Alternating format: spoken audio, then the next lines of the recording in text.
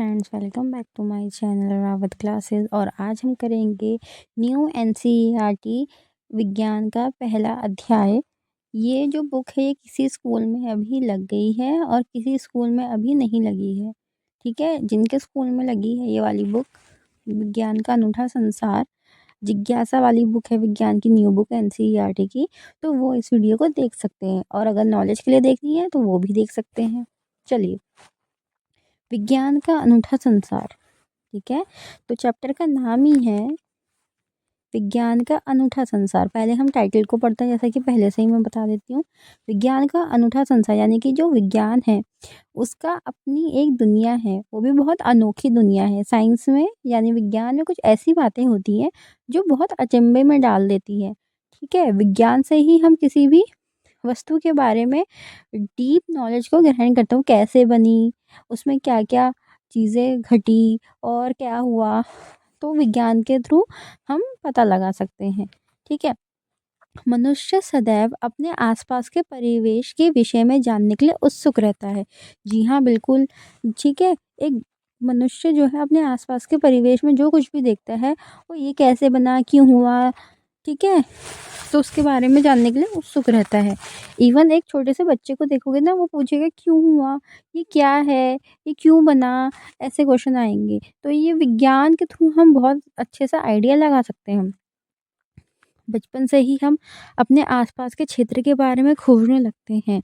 ठीक है, मतलब हम रिसर्च करते हैं, देखते हैं कि हमारे क्षेत्र में क्या क्या है। ठीक है, प्रश्न पूछने लगते हैं। बिल्कुल, जैसा मैंने बताया, विद्यालय के प्रारंभिक स्तर में पढ़ते हुए क्या आप अपने आसपास के परिवेश परिवेश यानी हमारा आसपास का वातावरण के विषय में पता लगाकर और खोज के आनंदित हुए हैं। मध्य स्तर में भी हम अपने आसपास के इस सुंदर विश्व को जानने और समझने की रोचक यात्रा की ओर अग्रसर होते रहेंगी। और इसके लिए आप हमारे पास एक नया विषय है, विज्ञान। विज्ञान के इस अद्भुत संसार में आपका हार्दिक स्वागत है। ठीक है, तो हम विज्ञान में जब हम कोई मान लो पौधे के बारे में पढ़ रही हो, तो पौधे की जड़ों से वो क्या बोलते पत्तियां अपना भोजन कैसे बनाती हैं, जड़ों में पानी क्यों, जड़ों को पानी की आवश्यकता क्यों पड़ती है, तो ये ऐसे क्वेश्चन आते हैं। ठीक है, और उनका जवाब जो है साइंस में आपको देखने को मिलेगा। विज्ञान क्या है? विज्ञान देखने, सोचने, समझने और कार्य करने का एक सशक्त माध्यम है जो विश्व के रहस्यों की परतें खोलता है। इसका ये बहुत डीप मीनिंग है साइंस का। देखो, मैं बताती हूँ क्या होता है। जो विज्ञान है, ठीक है, वो हमें सोचने की क्षमता देता है। यानी हम कुछ सोचें मान लो दिमाग में, ठीक है, फिर हम उसको समझेंगे। ठीक है, कि जो मैं सोच रहा हूँ, समझ रहा हूँ, वो ठीक है कि नहीं, और फिर कार्य करने का सशक्त माध्यम है और हम उस विषय पे कार्य करेंगे। ठीक है, और विश्व के रहस्यों की परतें खोली जाती हैं। विश्व के रहस्यों की परतों का मीनिंग यहाँ पे क्या है मैं बताती हूँ कि अ, जैसे मान लो अ, जैसे मान लो कि क्या बोलते हैं, आपने कोई पदार्थ ढूंढा। ठीक है, पदार्थ कोई सा भी हो सकता है। ठीक है, तो मान लो कि पहले ऑक्सीजन के बारे में जानकारी नहीं थी। ठीक है, तो ऑक्सीजन के बारे में जानकारी मिलेगी तो वो रहस्य से पर्दा हट गया ना कि ऑक्सीजन क्यों है। ऑक्सीजन, पेड़ों से हमें ऑक्सीजन मिलता है। ऑक्सीजन आता कहाँ से है? पेड़ों से आता है। ठीक है, मान लो न्यूटन है, न्यूटन वो पेड़ के नीचे बैठा था। उसने देखा कि सेब गिर गिर के नीचे ही आ रहा है, ऊपर क्यों नहीं जा रहा है। तो फिर उसने गुरुत्वाकर्षण, ग्रेविटेशनल फोर्स की खोज करी और रहस्य से पर्दा हटाया कि जो ग्रेविटेशनल फोर्स है वो हमारे पृथ्वी को बांधे रखता है। यानी कि पृथ्वी जो है, पृथ्वी का स्ट्रक्चर ही ऐसा है।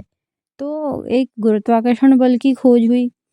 ठीक है, ठीक है, तो और भी है कि पत्तों का रंग हरा क्यों होता है? पत्तों का रंग क्लोरोफिल के कारण हरा होता है। ठीक है, क्लोरोफिल क्या होता है? ठीक है, क्या बोलते हैं, पेड़ अपना भोजन स्वयं कैसे बनाते हैं? तो ये सारे जो जवाब हैं, तो ये जो है रहस्य यानी कि जो मिस्ट्री होती है उन चीज़ों की, उनकी परतों को खोल देता है। यानी कि क्यों हो रहा है, क्या हो रहा है, पता चल जाता है ना साइंस में। ठीक है, अभी कोरोना आया था। ठीक है, कोविड-19, तो साइंटिस्ट ने पता लगाया ना कि ये किस वायरस से हो रहा है, इसका क्या-क्या जो भी है वो सारी चीज़ें हमें पता चल रही हैं कि क्या-क्या इसके अंदर हो रहा है, इसकी क्या-क्या सिम्पटम्स हैं, ये सारी चीज़ें। यह एक रोमांचक साहसिक कार्य की तरह है जहाँ हम प्रश्न पूछते हैं, बिल्कुल। प्रकृति के विभिन्न आयाम खोजते हैं और यह समझने का प्रयास करते हैं कि ये सब आखिर होता कैसे है? ये सब जानने के लिए सबसे महत्वपूर्ण है जिज्ञासा। जिज्ञासा आपकी उत्सुकता, ठीक है? जिज्ञासा होनी चाहिए किसी भी चीज़ को जानने की, ठीक है? जिससे रहा भी ना जाए और उसे जानना ही जानना है मतलब, जब तक वो पूरी खोज को सफल नहीं बनाया था। एक साइंटिस्ट जो है जब तक उसकी खोज परिपूर्ण नहीं हो जाती है, तब तक उसके अंदर जिज्ञासा बनी रहती है। अगर आपके अंदर जिज्ञासा नहीं होगी, कुछ भी जानने की इच्छा नहीं होगी, तो फिर वो खोज को जो सफल नहीं बन सकता वो खोज। और इसी जिज्ञासा के लिए इस पुस्तक का शीर्षक भी आया है। चलिए, अध्ययन आते अध्ययन चाहे रेत के छोटे-छोटे कणों का हो या बड़े-बड़े पर्वतों का, एक घास के तिनके का हो या किसी विस्तृत जंगल का, यह हमें सदा ही नित्य नई खोजों के लिए प्रेरित एवं उत्साहित करता है। इसका मतलब क्या है?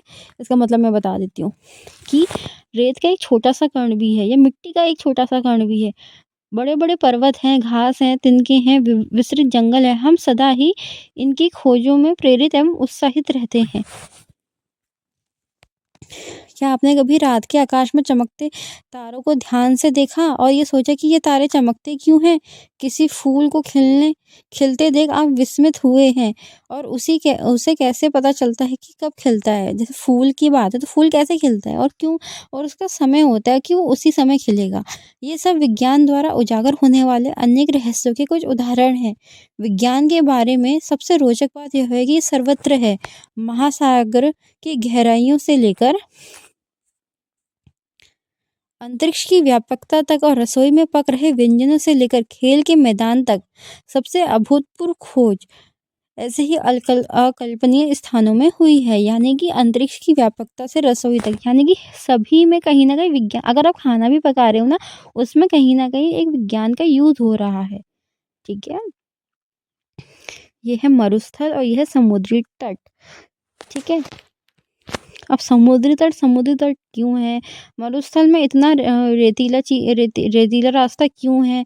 तो ये सब हम विज्ञान की तरह पता लगा सकते हैं। समुद्र के भीतर का दृश्य देखो, मंदाकिनी, ज्योग्राफी में आपने पढ़ा होगा मंदाकिनी, आकाशगंगा। ठीक है, विज्ञान एक व्यापक और अंतहीन जिज्ञासा पहले जैसा है। हमारे द्वारा की गई प्रत्येक नई खोज इस पहली विज्ञान एक व्यापक और अंतहीन जिज्ञासा पहले जैसा है। हमारे द्वारा की गई प्रत्येक नई खोज इस पहेली का एक और टुकड़ा जोड़ देती है और आपको पता है कि यही तो इस पहेली की सबसे अच्छी बात है। इसकी कोई सीमा नहीं है। हम क्या-क्या खोज सकते हैं, क्योंकि ज्ञान का हर नया भाग नए प्रश्नों तथा खोजों की ओर ले जाता है। हम कभी-कभी देखते हैं कि इस पहेली का एक टुकड़ा गलत स्थान पे जोड़ दिया गया और उसे वहाँ से दूसरे स्थान पे ले जाने की आवश्यकता है। नई खोजें प्रायः विश्व के बारे में हमारी समझ बढ़ाती है। बिल्कुल बढ़ाती है, समझ बढ़ाती है। मान लो आपने कोई पज़ल लिया है और पज़ल का एक टुकड़ा आपने गलत जगह लगा दिया, तो आप सही जगह लगाने की कोशिश करोगे ना? यही बोल रहा है वो। आप जैसे-जैसे यह पुस्तक पढ़ेंगे, आपके सामने अनेक रोचक विचार आएँगे।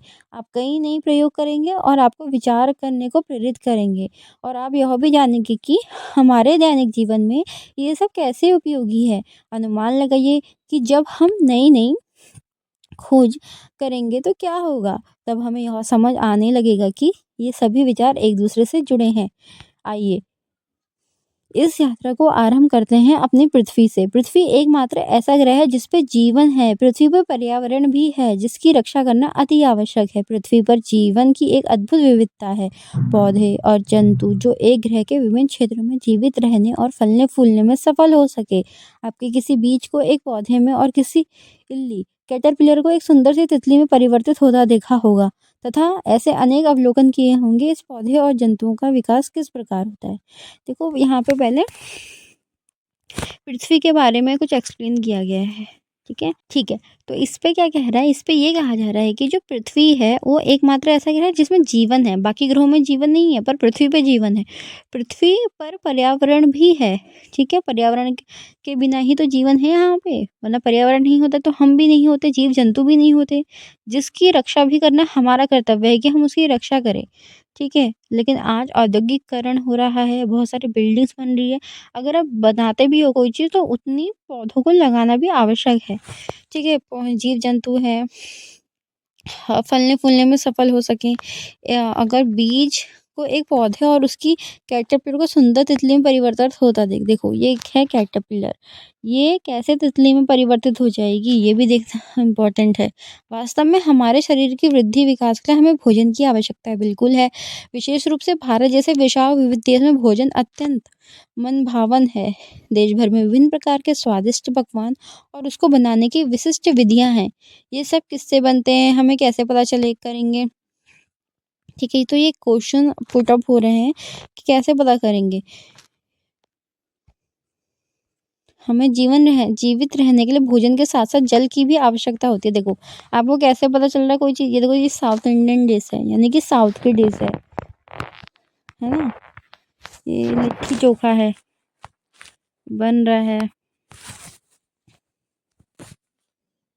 हमें जीवित रहने के लिए भोजन के साथ साथ जल की भी आवश्यकता होती है, बिल्कुल होती है। बिना जल के तो आप रह ही नहीं सकते हो ना, कोई भी नहीं रह सकता। जल एक अत्यंत आनंददायक पदार्थ है। क्या आप कभी बारिश में दौड़े, भागे और कूदे? क्या आपने कभी सोचा कि बारिश क्यों और कैसे होती है? क्या आपने ध्यान दिया कि जल ठंडा करने पर बर्फ बन जाता है और गर्म करने पर उबलने लगता है? क्या आपको भी गर्मी में ठंडा जल पीने या सर्दियों में गर्म जल से नहाने में आनंद आता है? हम गर्म और ठंडे को कैसे समझते हैं? चाहे वह जल हो या ज्वर से तपते हमारे शरीर का तापमान, कोई वस्तु कितनी गर्म है यह ज्ञात करना महत्वपूर्ण है।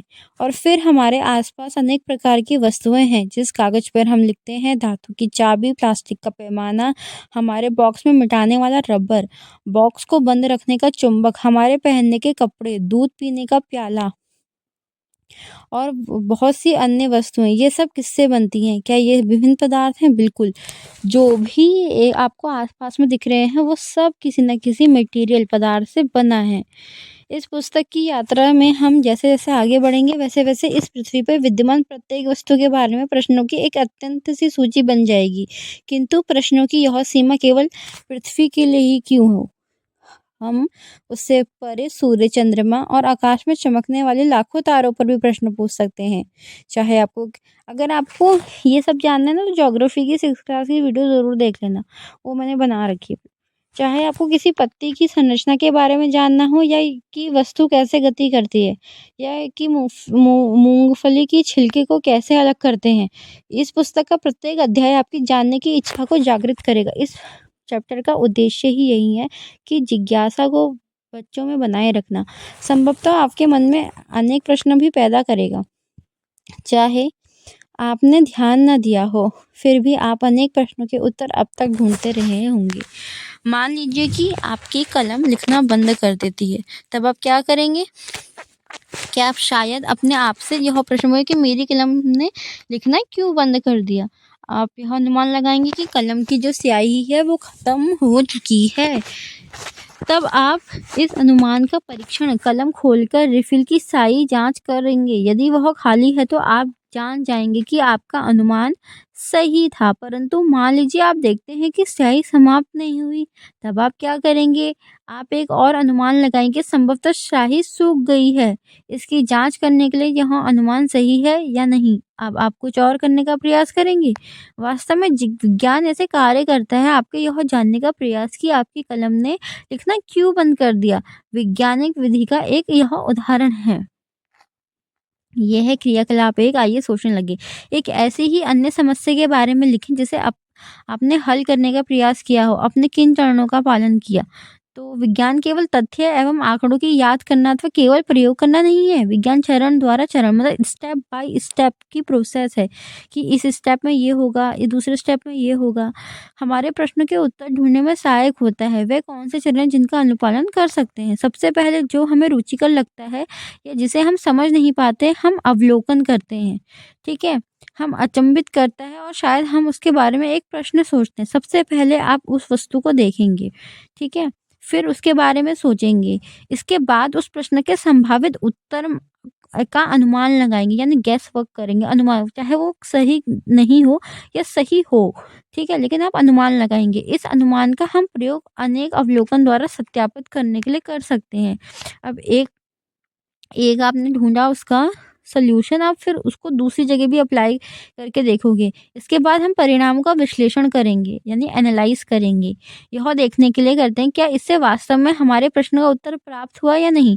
अब आपने जो आंसर ढूँढा, आप उसके जो रिज़ल्ट है उसको देखेंगे कि वास्तव में जो मेरा उत्तर सही है या नहीं, वो उत्तर सही है या नहीं, आप उसको उसका विश्लेषण यानी एनालाइज़ करेंगे कि अगर नहीं है तो दोबारा अवलोकन करेंगे, दोबारा सोचेंगे, दोबारा समझेंगे, फिर दोबारा रिसर्च करेंगे उस पे, खोज करेंगे।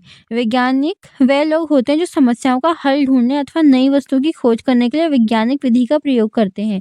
क्वेश्चन आ सकता है कि वैज्ञानिक लोग कौन होते हैं? वैज्ञानिक लोग वे लोग होते हैं जो समस्याओं का हल ढूँढने अथवा नई वस्तु की खोज करने के लिए वैज्ञानिक विधि का प्रयोग करते हैं, यानी कि साइंटिफिक मेथड का। परंतु क्या कोई व्यक्ति जो वैज्ञानिक विधि का पालन करना करता है, एक वैज्ञानिक की तरह कार्य करता है? भोजन पकाने वाले व्यक्ति यह सोच के हैरान हो सकते हैं कि दाल कुकर से बाहर कैसे निकली?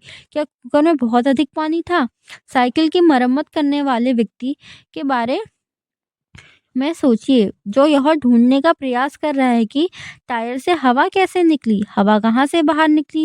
या कोई विद्युत ठीक करने वाला व्यक्ति यह ढूँढने का प्रयास कर रहा था कि विद्युत बल्ब क्यों नहीं जल रहा? क्या कोई समस्या बल्ब में है या स्विच में है? जब हम प्रश्न पूछने और उसका उत्तर ढूँढेंगे का प्रयास करेंगे, तो एक तरह से हम सभी वैज्ञानिकों जैसा कार्य करेंगे। यानी कि सभी न कहीं सब में विज्ञान समाहित है। कुकर से दाल जो पानी है वो बाहर क्यों निकल रहा है? कुकर से सीटी जब आती है तो जो भाप है वो कैसे आ रही है? ठीक है? क्योंकि उसमें दाब पड़ रहा है। जो टायर है वहाँ से हवा कैसे निकल रही है? ठीक है? बहुत सारी चीज़ें हैं ऐसी। बारिश क्यों हो रही है? ठीक है? जो गेहूँ है वो गेहूँ के सीज़न में ही क्यों हो रहे हैं? यानी कि अभी जो समय है ना ये, अभी क्या चल रहा है? मार्च, कल से अप्रैल चलेगा। तो ये सीज़न है गेहूँ का, गेहूँ अभी पक जाएँगे थोड़े दिनों में, ठीक है? फिर धान की खेती होगी, तो ऐसा क्यों? अगर हमने धान की जगह गेहूँ बो दिया और गेहूँ की जगह धान बो दिया, वो भी अगर हम उल्टे-उल्टे सीज़न में पलट दें तो, अगर मार्च के महीने में हम क्या करें, गेहूँ की जगह अगर हम धान बो के धान उगेंगे? बिल्कुल भी नहीं उगेंगे, ठीक है? क्रिया के लिए आप दो आइए सोचें और लिखें। आप दैनिक जीवन की ऐसी एक परिस्थिति का वर्णन करें जहाँ कोई व्यक्ति वैज्ञानिक विधि का अनुसरण करता है। क्या आपने अनुभव किया कि हमारे दैनिक जीवन में ऐसी अनेक परिस्थितियाँ आती हैं जहाँ हम जाने-अनजाने वैज्ञानिक विधि का प्रयोग करते हैं? जी हाँ, हमें खुद भी नहीं पता होता है कि हम साइंस का प्रयोग कैसे करते हैं। मान लो कोई खाना पका रहा है, तो फिर वो कह रहा है कि यार मैं नई कुछ नई डिश बनाता हूँ, तो वो भी तो कहीं न कहीं एक विज्ञान की तरह सोच रहा है कि मैं ये डालूँगा और कुछ नया इन्वेंट करूँगा। ठीक है? हम सभी यानी कि मोबाइल फ़ोन में भी वैज्ञानिक विधि का प्रयोग हुआ है। कैसे?